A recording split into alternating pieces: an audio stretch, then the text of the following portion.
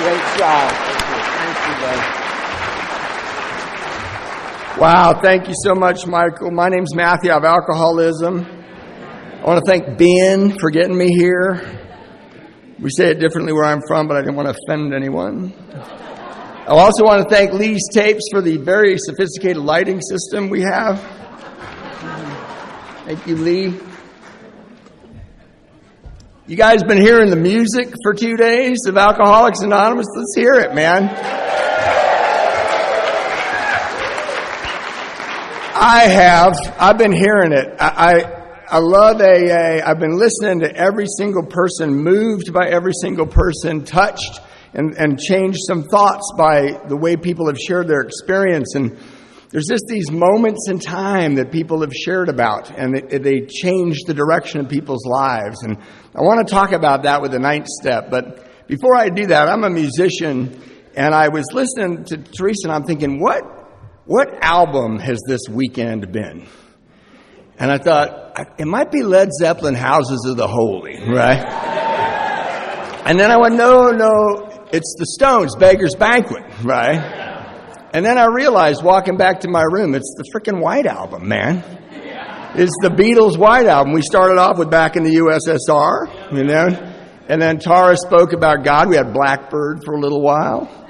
And then we had the beautiful Tammy do Oobla Da, which I will say, life goes on, right? And it's just gotten better and better and better, you guys. And I'm thrilled, honored. I can't think too much about the fact that I'm standing in front of this mic right now. So what I want to do is talk about these little moments in time that changed the direction of all of our lives that happened way before AA started. I want to tell a little story about how we got the 9th step in Alcoholics Anonymous. It's a really fascinating story. I'm sure there are some people here who know the story.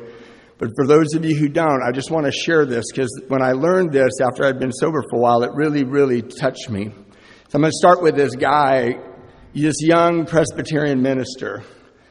He was in Philadelphia, and he started a home for homeless boys through his church.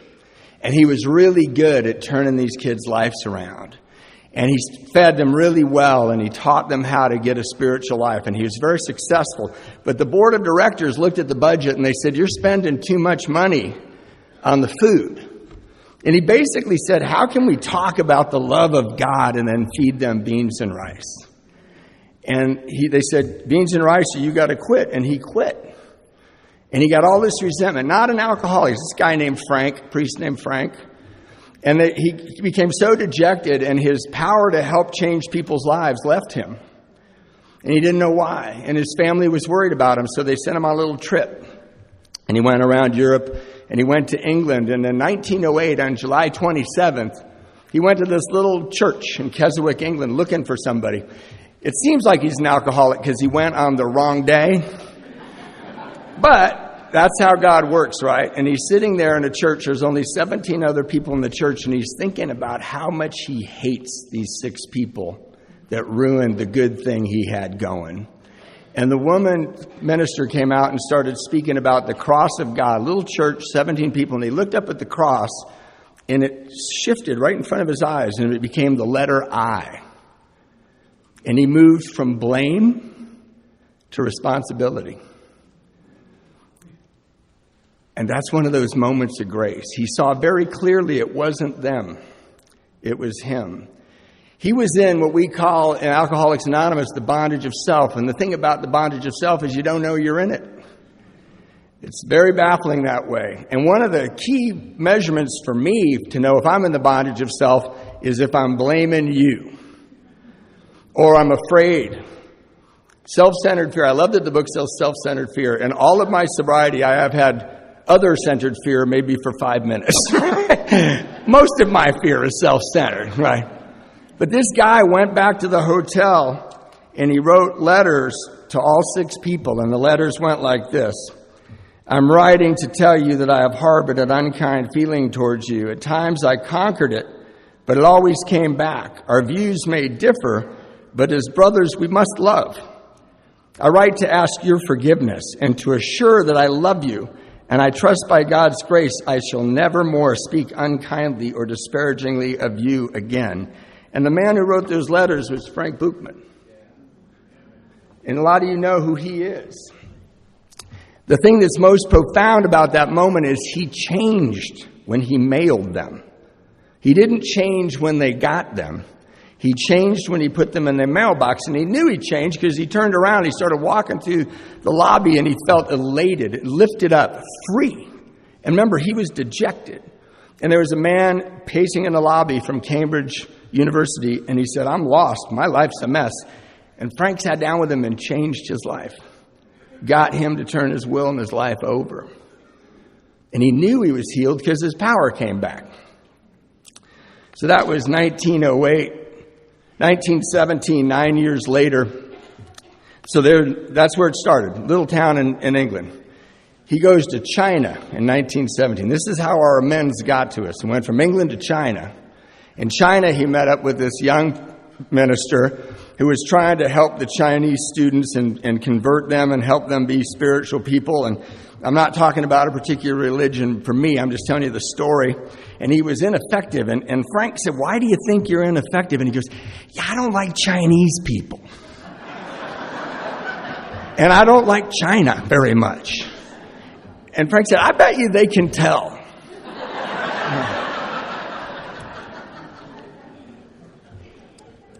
And he said, Sam, you got to go make amends to your class.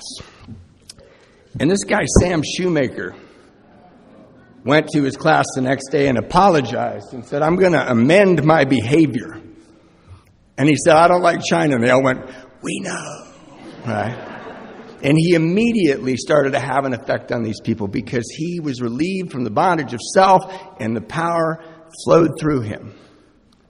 So then the next character in our story, this is in Massachusetts. So Frank starts moving through life and putting together these moments, these little moments where he's like, wow, this happened, or I did this, or I started behaving this way, and I changed, right? And he made these little steps, and there were 4 of them. And the third one was restitution to all who we wronged, directly or indirectly. Sound familiar? So he's starting his little meetings. There's no Oxford group yet, but he's starting these little things. They call them house parties eventually, and they look just like this. But this guy, Jim Newton, he's my favorite guy in the story. Jim Newton was a salesman in Massachusetts, and I had been a salesman for a while in my life, and he was walking through this hotel, and he saw all these girls run into this ballroom, like I watched earlier. And he chased them in there, thinking it was a dance. And it was an Oxford group house party. And it changed his life. He sat down and he listened and he was moved. And he went up to Frank Buchman. He goes, I'm in trouble, man. I'm not living right. And he goes, here, let me introduce you to my friend Sam. He lives closer to where you live in New York City. And the reason that Jim Newton, who's in this picture, I'm sorry, this is the worst picture. I had a better one, but I couldn't find it. But this is a picture of 2 people. This is a picture of Jim Newton and Bud Firestone. So Bud Firestone was a ne'er-do-well alcoholic. His dad owned Firestone Tires. And he couldn't change. He couldn't stop drinking. And Jim Newton took him to the Calvary Chapel, and he helped him, and he got him to change. He got him to become sober. And Bud Firestone was so impressed by this, or not Bud Firestone, his father, the senior, that he said, hey, you guys should have a big meeting in this little town called Akron, Ohio. So that was coming up in 1933. But parallel to this, in New York, there's this other guy, Roland Hazard. And a lot of you have read about Roland, and you may not know it. He's the guy that went to see Carl Jung, right? And he couldn't stop drinking. He had the best psychotherapist on earth. And he couldn't stop drinking, and he went to New York, and he ended up getting involved with the Calvary Chapel where Sam Shoemaker was, and he changed his life. And he became full of this new force and the spirit. And what they knew that we know is you have to pass it on. My sponsor says you don't give it away to get it, you give it away, or give it away to keep it, you give it away to get it. And so he was looking for somebody to help. But at that time, there was this meeting in Akron, Ohio, and these people all came to the meeting. And this one woman, Henrietta, was quite sucked into the system of Oxford Group and the 4 steps. And she started this. So Henrietta Seibeling, 1933 in Akron, Ohio. Roland Hazard, 1933, New York. You see how the powers are about to converge? So because of England, Keswick, China, Massachusetts, Akron, New York, Roland Hazard goes, I know a guy who needs some help. This is a great story. I love this story. It's been verified by a few people. This guy had been sent out. He was a rich guy, not Roland, a friend of the family's wealthy family, and he was a terrible drunk, and they sent him off to paint the summer house, and he would paint the summer house and drink all day. But it's summertime, so the pigeons would come and poop on this paint. So he would shoot at them with a shotgun and take pieces of the house away, but he got rid of the pigeons. So thus, alcoholics enter our story. And one day, he was coming home. One day, it was like 3 a.m, and back then they had these giant cars, big Packard, and he's drunk, and he misses the driveway, and he drives through the lady's house next door. True story. And he ends up in her kitchen, and she just got up. She's making breakfast, and he opens the door, gets out of the car, and says, "Ma'am, do you have any coffee?" It's a true story. And that guy's name was Ebby Thatcher. The penny dropped. So Ebby Thatcher's going to go to jail for a really long time. And Roland Hazard goes before the judge and says, I think we can help this guy. Can you give him to us? And he's from a wealthy family. They don't want the trouble. They go, look, if you can do something with him, go do something with him. And Ebby Thatcher, when he was, 60 days on this, doing this, he goes, I know a guy that could be helped by this. I know a guy that can help. His name's Bill Wilson. I'm going to go over to Bill's house. And Bill sat across the kitchen from him, and we all heard the story. But after Bill accepts the idea of a higher power, he said, my schoolmate visited me, says a couple of days later, and I fully acquainted him with my problems and deficiencies. We made a list of people I had hurt or toward whom I felt resentment. I expressed my entire willingness to approach these individuals, admitting my wrong. Never was I to be critical of them. I was to right all such matters to the utmost of my ability, exactly like it says in those steps. That's the 9th step, being born, in our program. So Ebby Thatcher gets Bill to start doing this. Bill goes to Akron, Ohio, where Henrietta Seiberling's got these Oxford group meetings, and he has these people come over, Dr. Bob and Ann. And Bob can't get sober. And then when Bill comes to town, Henrietta knows enough to put him together with Bob. Bob can't get sober. Does anybody know what happened the day that we trace back to our Founders Day? What happened with Bob that day? He made amends. Dr. Bob Smith decided he didn't make amends before this because he thought it would ruin his reputation. You're a drunk proctologist, man. How much worse can it get? And he went around town and he made amends, and that power between those two men has unfolded and unfolded and unfolded, and we're sitting here today because of that.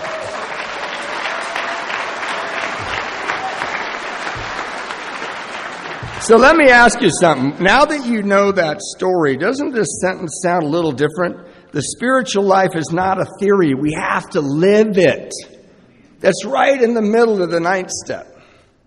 That's right in the middle. I used to read that where I got sober in Hermosa Beach, California. They have these meetings where read a section of the big book and share about it. And probably 50% of the people read that paragraph. The spiritual life is not a theory. You have to live it. And I always thought I must be in the 3rd step. Or very likely it's in the 11th step. It's not.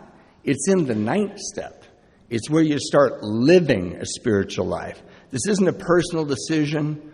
This isn't a willingness to open up. This is go out and right your wrongs, just like happened in 1908 in Keswick, England, and flew all around the world and wound up in our program because it was recognized as a moment of grace by Frank Buchman.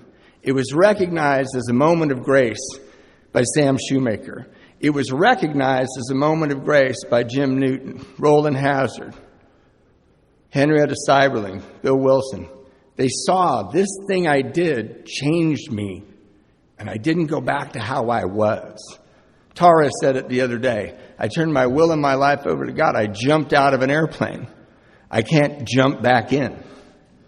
And once you've done this work, it changes you, right? You know, there's a beautiful part of the big book. If I didn't lose my place. Yeah. If we are painstaking about this phase of our development, we will be amazed before we're halfway through. I'm going to save some of that. Because now I want to talk about my experience. And that's the other thing I can tell you, listening today and last night. You know, I'm 30 years sober. I got sober May 16th, 1993, when I was 30 years old.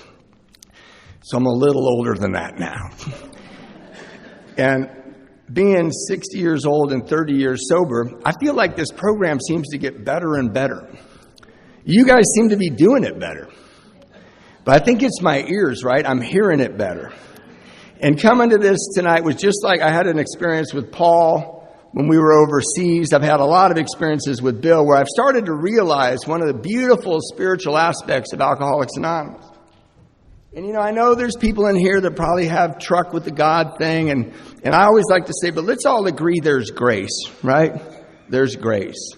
But one of the elements I love about Alcoholics Anonymous that I've just become more aware of, probably since COVID maybe, because it's been delivered in different ways, and we're kind of back out on the road now meeting people. And I was listening from Cliff till Teresa, and I was listening to the music.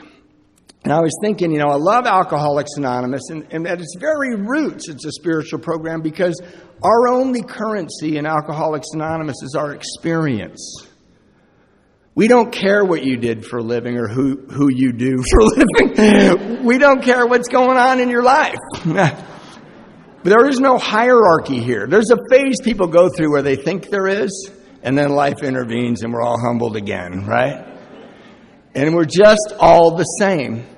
And the cool thing that makes you know this is a spiritual program is my son, for instance, had his car wrecked, and this is true. He was not at fault. Someone hit his car. It was the first time ever it wasn't his fault. And he's kind of doing well, and he called and said, Dad, you know, can you lend me $5,000 to help me buy a car? Well, I had it, and he's my son, so I gave it to him. And after I gave it to him, I noticed that I had $5,000 less in my bank account, and he had $5,000 more. And that's the way the material world works. But we come here and we give away our one currency, our experience, and somehow we leave richer. That's spirituality.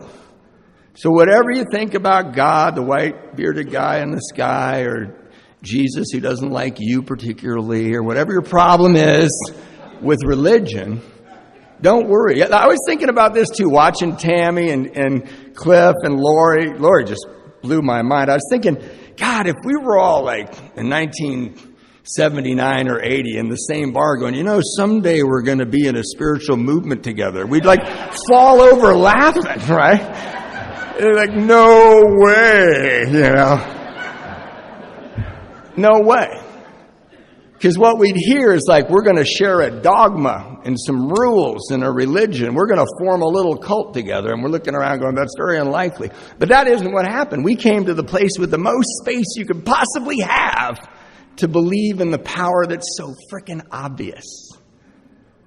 That's part of the problem. When a new guy, I try not to be sarcastic, but I'm Irish. You know?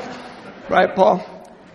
And when a new guy comes to me and says, I don't believe in God, I'm like vibrating, going, yeah, man, if I lived like you, I wouldn't either.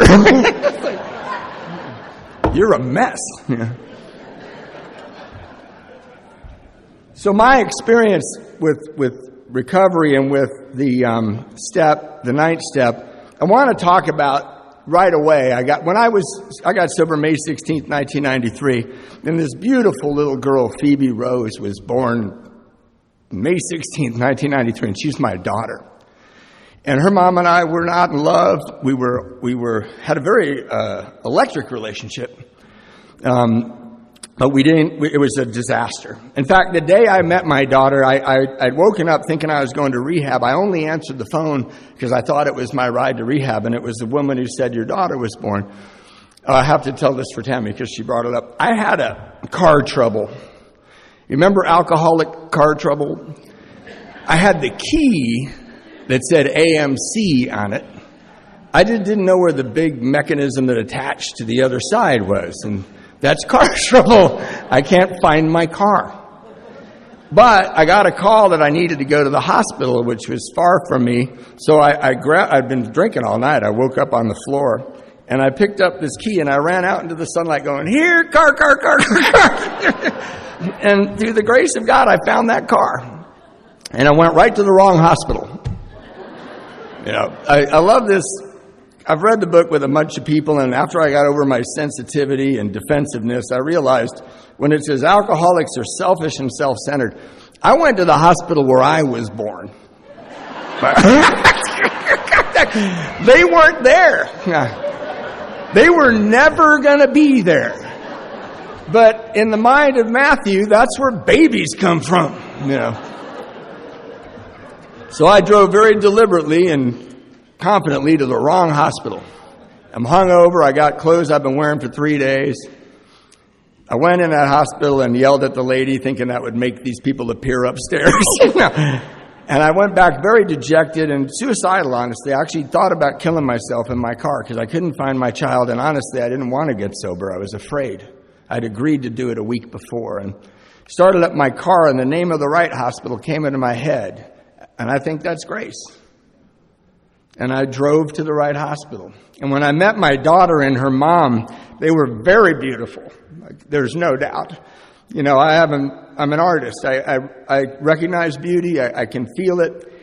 And I didn't feel connected to them. And when she jumped up, her mom, and she brought that baby to me, they were so lovely and so perfect and so innocent that I just felt disgusting. And I didn't know that I was in the bondage of self. I didn't know that.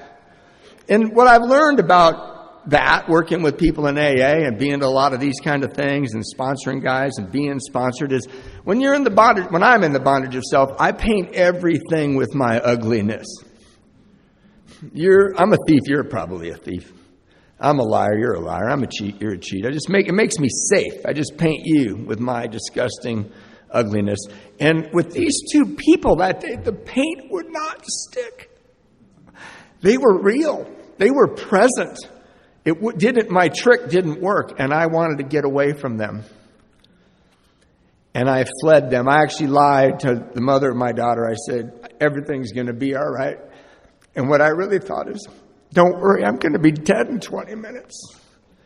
I'm going home to take care of this. And I raced home. I ran up my stairs, and my brother was standing on my porch, ready to take me to rehab. Grace. Just happens. I had no power over that. So I go to rehab. I was 108 pounds when I walked in. I gained 47 pounds in 30 days. Yeah. I did this stuff in rehab. It was so weird. I ate during the day, you know, and I slept at night. Yeah. It was really cool. Yeah. I'd wondered where it had been all my life. So I got 30 days. I came out. I couldn't go back to my apartment. I ended up moving in with my mom and my dad. I start going to meetings, and I'm like 90 days sober. And I have this sponsor, and he used to give me rides to meetings because my AMC died by the side of the road. And we were walking into a meeting, and I said, I think I love Phoebe more than I've ever loved anybody else, my daughter. And he just walked by me. And I remember I walked into that meeting. It was the Wednesday night men's stag. And I remember thinking, I did not know he was deaf in his left ear, Like he didn't even look at me. And I'm a little bit self-centered, and I'm watching him across the room. I'm waiting for him to validate me with a nod or a smile, and nothing happens. And we're walking out of that meeting that night. And I said, you may not understand because you don't have children, but I think I love her more than I love myself. And he goes, please. And I said, what? And he goes, how much child support do you pay? And I go, well, I work at a newspaper from midnight to 4 in the morning, stacking newspapers on a loading dock. And then I sleep for a little while, then I deliver packages and I go to meetings. He goes, wow, you just described your circumstances. How much child support do you pay? I said, I don't pay any. And he goes, then you're kind of full of it, aren't you? I said, what do you mean? And he said, this is AA, man. You go to 3 meetings a day. You must have heard this is a program of action. This is not a program of talk. Why don't you show me you love your daughter and you'll never have to tell me again? Yeah, whatever. And I thought I'd come so far in 90 days, because when I was running down the stairs of that hospital, I said a prayer. God, make it so these women never see me again. I'm going to hurt them. I'm not even going to mean to do it. And I'm going to do something stupid. And I ran off thinking I was going to be dead in a few minutes, and here I am 90 days sober trying to convince a guy I'm a good guy because I love my daughter. So we got in his car, and it was a very quiet drive home. He was living in the present moment, and I was planning his death. Well, not for selfish reasons, but I had confided a lot in him.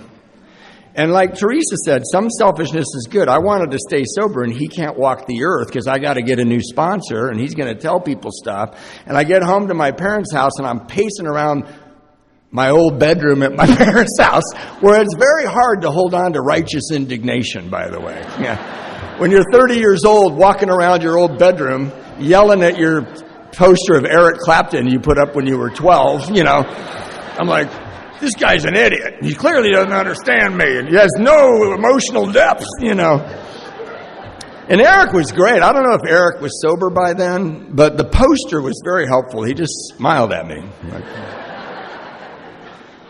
And about the 5th lap I made around my room, I thought, my face is red because he's right.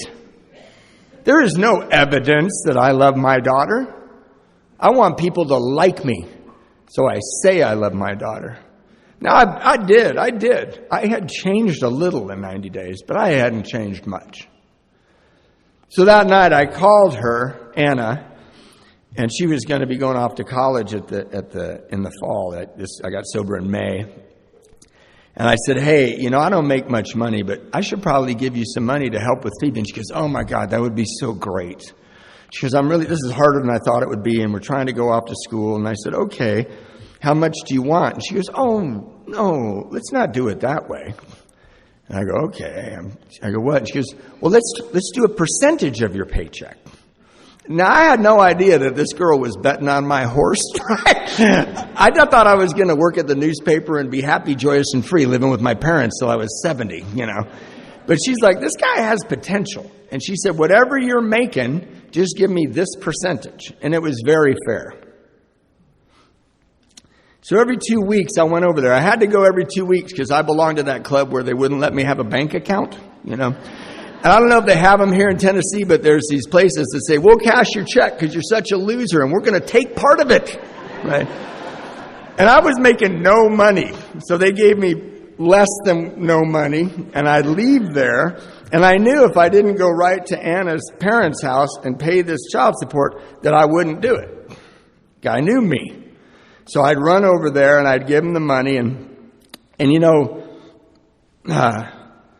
I wasn't really motivated to be a good person, but I was motivated to do that because partly when my sponsor said that, I felt like I might be risking my recovery. But also because when I paid the money, I could walk by those people with a little bit of dignity. And then Anna would hand Phoebe to me, and Phoebe was the only person that didn't have an agenda or a predisposed notion of me being a loser.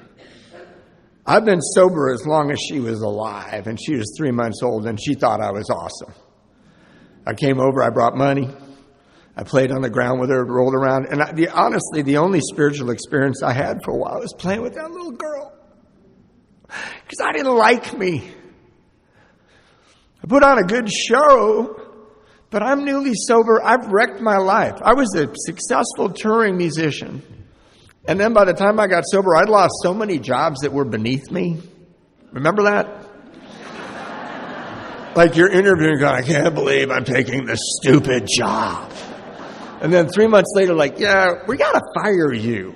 Like, you can't even do this.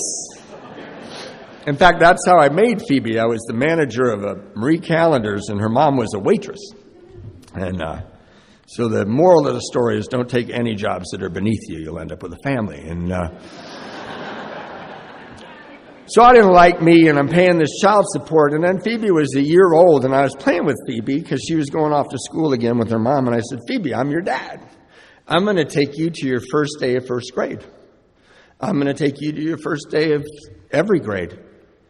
When you're 16, I'm going to buy you a car. Now, I did not have a car when I made that promise, but I had 16 years to figure that out.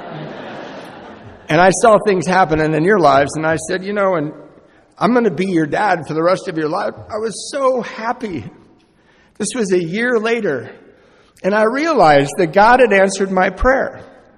Because I took my sponsor's direction and showed up every 2 weeks with a check, those two women never saw that guy again.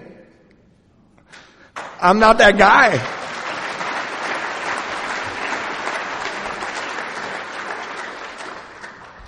Now, I'm not saying that paying child support is a ninth step, but it kind of is. Because I had been unkind to them, and I had used that situation for my benefit while being unkind to them. And I amended my behavior and started supporting them and showing them through my actions that I was with them and I would not let them down. And Anna, we got married around the same time to different people, and I took Phoebe to her first day of first grade, and I cried like a baby, and I took her to her first day of second grade, and I cried like a baby, and in sixth grade she goes, Dad, could you wait out here? And I go, why? And she goes, you're just hard to explain. She was in sixth grade. She was talking to me like she's Bill Moyers or something, I'm like, okay, I'll just wait in the car, I bought her a car when she was 16, and she totaled that car. I have not bought her another car. But I will say this, in March of this last year, a year ago, she said, Dad, I need you and Pip, that's my wife, I need you to get up here to Portland. My daughter's a nurse in Portland. I said, okay. And she goes, I want you to stay at this particular hotel. I said, you got it, baby. And we talk all the time. I got Pip in the car. We went to the airport. We got to that hotel. I called her, said, we're here. And she goes, okay. I may be calling you tomorrow. I can't see you tonight. I said, that's okay. She called me the next morning. She said, Dad, it's time. I said, okay. And she said, come on down. And I went to the right hospital. And Phoebe gave birth to my grandson. And I was sitting there with her, and we were just looking at each other. And the room was filled with love. The room was filled with joy, and it wasn't about me at all. Because the bondage of self is what keeps me from seeing the grace. And the only way to get rid of the bondage of self is to live a spiritual life. It doesn't matter what you think about God or religion or whatever. Make restitution to the people you've harmed. I paid child support like clockwork. And I thought, she's 18, it's over. And my Anna said, yeah, but now we got college. So much more expensive than child support. So I paid for college. I even paid for the year where she took off and smoked pot and didn't tell anybody. Yeah. That was fun. And then Phoebe was working 2 jobs at a long-term care facility for Alzheimer's patients. And I thought, my daughter, my little, entitled blonde daughter from Hermosa Beach is not going to do well with Alzheimer's patients. And she called me like 3 months in. She said, hey, I'm employee of the month. I said, really? And she goes, yeah, I just got this grunt job. I make minimum wage, but I love it here. She called me the next month. Hey, I'm employee of the month. I said, that's great, baby doll. And she goes, yeah, I passed. By the way, I passed the drug test. And I was like, I said, oh, we kind of expect you to do that. Yeah. Anyway, she said, Dad, I'm going to go to nursing school. And I said, that's great. How are you going to pay for that? Because I just paid for a year of pot smoking. I wasn't super excited with my checkbook.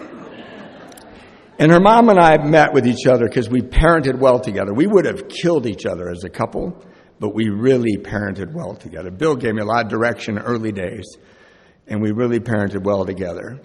And I went to her mom and said, what do you think about nursing school? She goes, I don't think we should pay for it. I go, I don't either, but do you feel a little weird about that? And she said, why don't we wait and see? So we got her first quarter grades, and they were straight A's, and she was working 2 jobs. And we said, honey, we'll pay for the rest of this. And she's a psych nurse, one of the hardest jobs there is in nursing. And she loves it. Yeah, let's hear it for God, right? So, well before I made a list of people I had harmed, that happened, right? And I felt that thing that Frank felt in Keswick, England, and that Sam felt in China. I felt that lightness. I felt that connectedness to things from just simply doing things to make restitution for the harm I'd done. I remember there was a couple of things. Before I made my list, Anna and Phoebe went off to Chico, right, in Chico, California. Anybody know about Chico State University? Right. The motto at Chico State, it's such a party school. The motto is, I think I went to Chico State. And I had gone there, I think. And I graduated from Amherst because I wanted to look like an academic stud. I just partied for 3 years and then transferred to Amherst. But they were up in Chico. So I went up to see them. I wanted to see Phoebe. And she was cute. She's starting to walk and stuff. And Anna was being a good student. Anna was a good mom, really good mom. And Chico has a main street and a Broadway. Main goes this way, Broadway comes this way. And I kept trying to do everything via Broadway, which is hard to maneuver. And I realized I couldn't go down Main Street because when I lived in Chico, I worked in the bookstore there, Tower Books. It was Tower Records and Tower Books. And I had gotten fired, most humiliating firing, because I was stealing from them. Because I would spend all my money on drinking, and then I'd need rent money, and I'd just steal from them. And I got fired. And I realized I couldn't go up that street because of shame. So I called my sponsor and said, he goes, how's it going? I go, it's going okay. I love being with Phoebe. Anna's being very cool about everything, but I got this problem. And I told him about it, and he said, well, you're not on the 9th step, but you're there, and you need to make an amends to that place. I said, okay. And he said, I go, what do I do? And he goes, since it's your first amends, I'm going to give you a little space. I want you to go in there and say, I'm trying to stay sober in Alcoholics Anonymous. I'm supposed to make a list of people I've harmed and be willing to make amends to them. You're on my list. And I think I stole this much. And I had about $200, I thought. So I think I stole this much money. And then he said, then you have to say, is there anything else? Right? I'm going to pay it back. Is there anything I left out? So I went in there, and the 2 people I had to make amends to weren't there. They were at lunch. And I was so afraid. I was new and back in Chico, which was weird. And I'm pacing around in the bookstore, and people are looking at me that used to work with me. I hadn't been there in years, but there were still people there that I knew. And they came in, and they were surprised to see me. It was the manager and the assistant manager. I had also been a manager when I got fired. And I said, hey, I need to talk to you. They were so surprised to see me. And we went back in this little room, a tiny little office. We were all knee to knee in the back. And I did it. I was so nervous. I just said what my sponsor said. And I said, I stole money. I stole a little more money than you're aware of, right? And I think I owe about $200 if I can't pay you right away, but I can give you earnest money. Is there anything else? And the woman who was the manager, who took my place, actually, she said, I'm just so happy.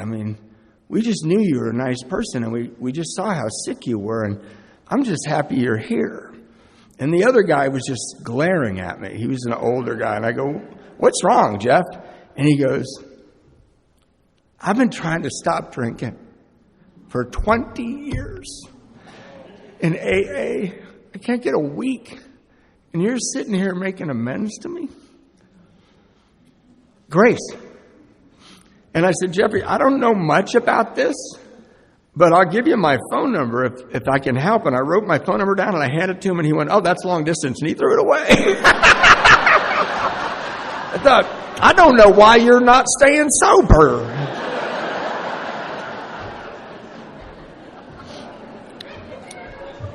But I could walk down the street in Chico, and I can still walk down the street in Chico.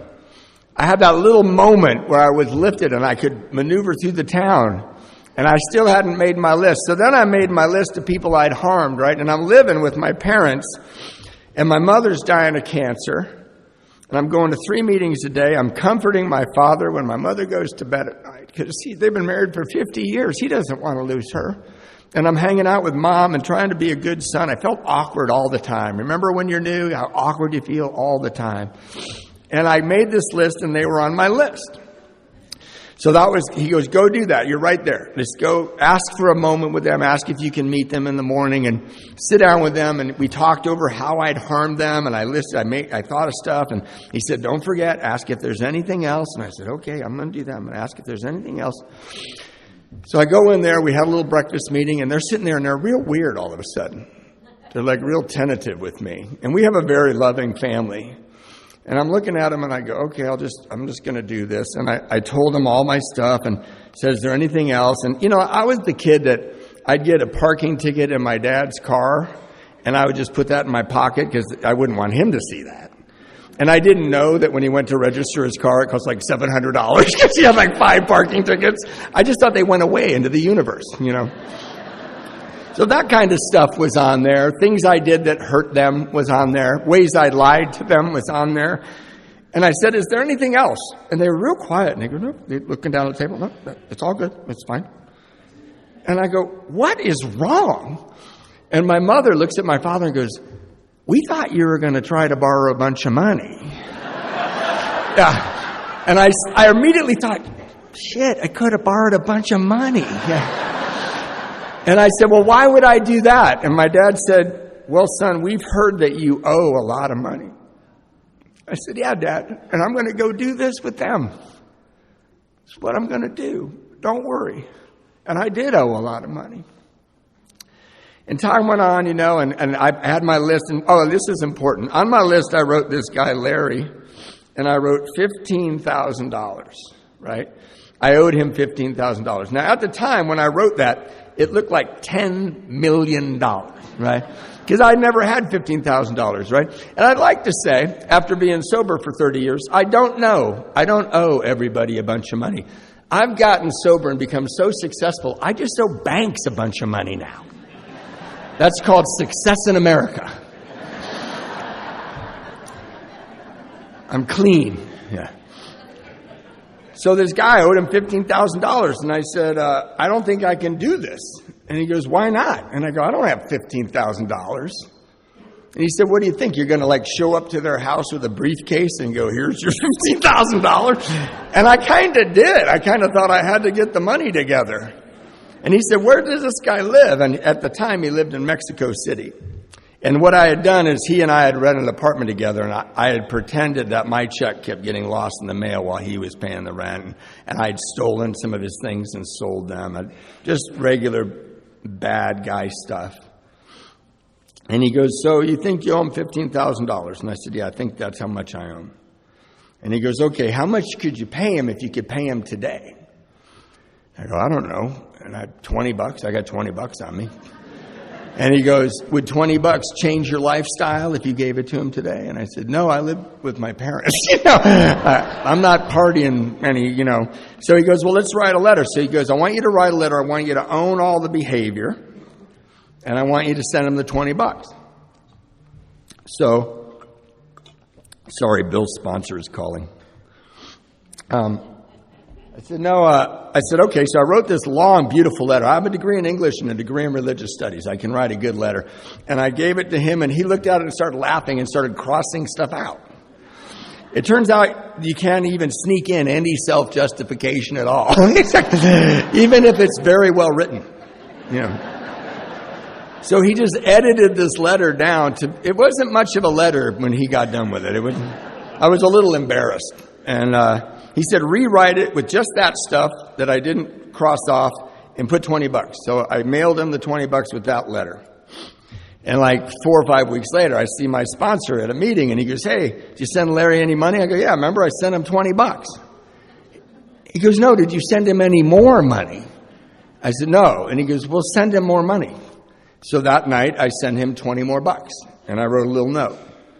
And then I decided I think I'm supposed to do this regularly, and I got a little notebook, and I wrote the date and the money I sent back. And I learned something about myself. When I'm stealing from you, I'm a little vague about the numbers, you know. It's not that important. 5,000, 10,000. But when I'm paying you back, I'm meticulously keeping track. I matured into a man of detail. So I'm writing these letters and sending $20, and I got a better job, and I got more child support. Larry got more money. All boats rise, right?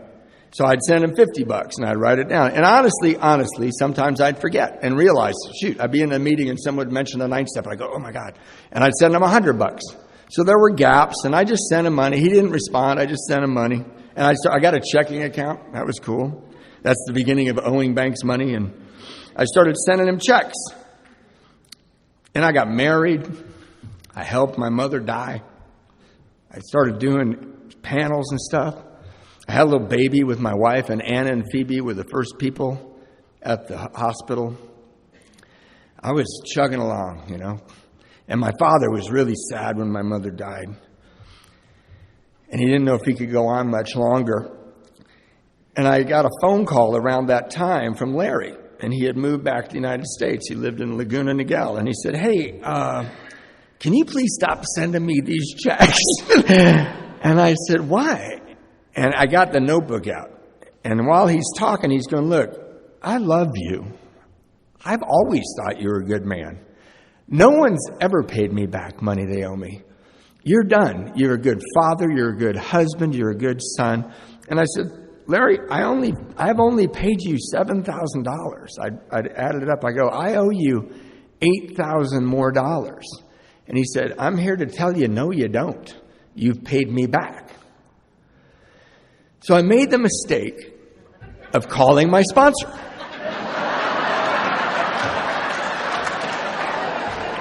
This is a cautionary tale. Don't work at restaurants and don't call your sponsor. And I called him and I go, hey, I'm done paying Larry back. He goes, oh my God, I can't believe it. Really? And I go, yeah. And he goes, that guy you paid $20 a month to you when you lived with your parents? I go, yeah. And he goes, that's amazing. And he goes, so you paid him all the money back?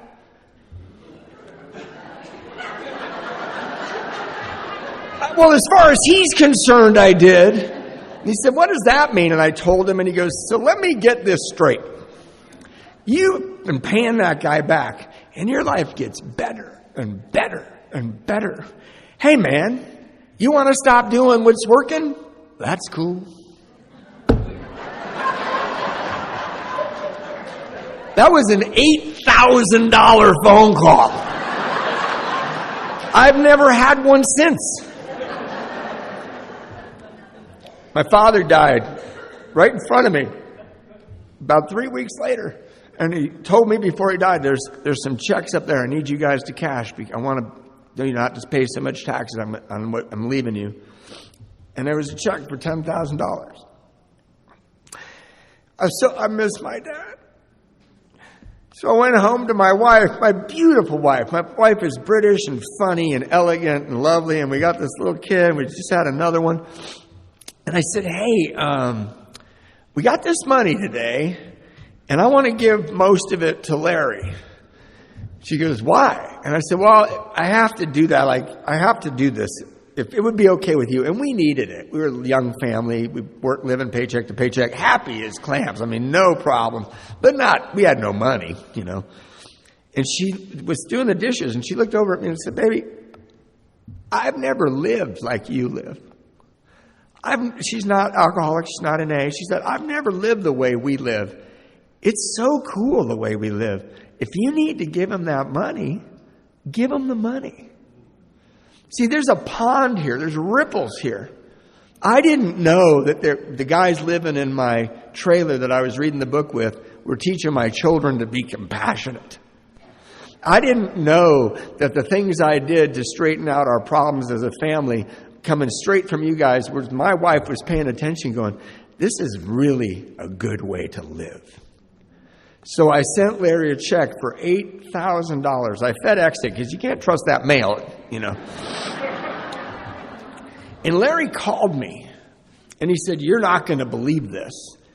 And I said, "What?" And he said, "We found out last night that Wendy, my wife, is pregnant." And he said, and we've been renting this house here in Laguna Niguel and we wanted to buy it. So I stayed up last night trying to figure out if we had a down payment. And we were $8,000 short.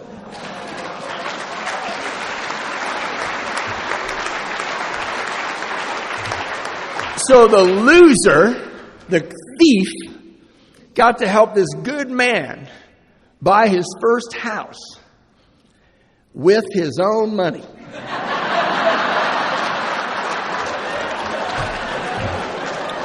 I hate that part of the story. It takes all my Jimmy Stewartness out of me, you know.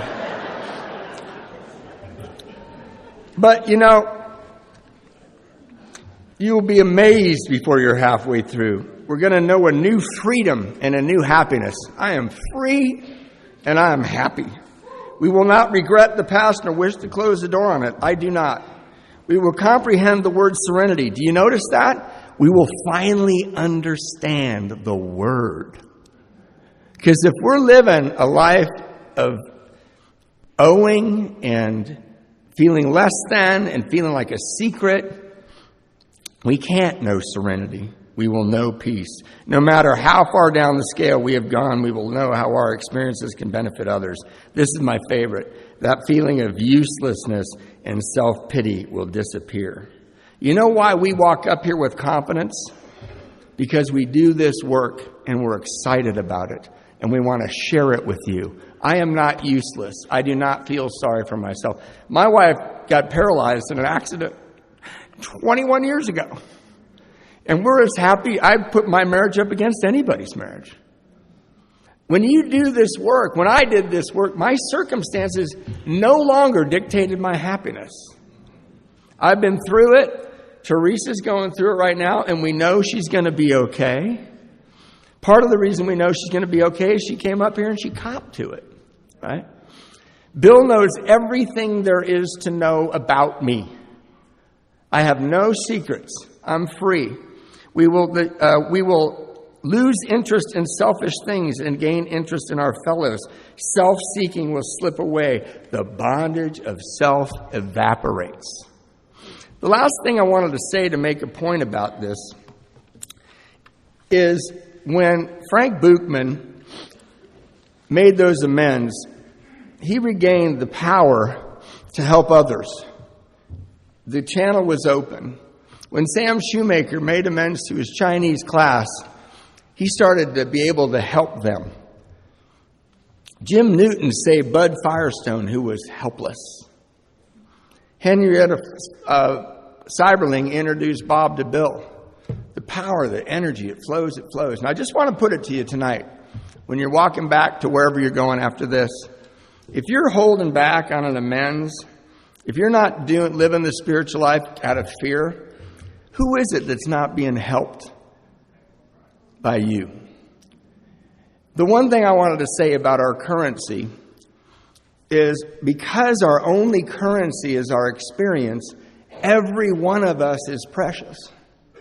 I was in a meeting when I was a year sober. It was a circular meeting. There was this guy sitting there shaking, tapping his foot, fidgety, and there's a guy sitting next to him. We called on the fidgety guy, and he said, "Oh, my God, I'm 16 days sober. I'm losing my mind." He goes, I just got a license. Nobody cares. I live in the back room at my parents' house. My car doesn't work. I don't know about this. The next guy in line, this is a true story. He said, "I'm 17 days sober. Keep coming back. It gets better." That happened. That guy is precious. Making amends, you just polish your diamonds, man. Please go polish your diamonds. Thanks for letting me share.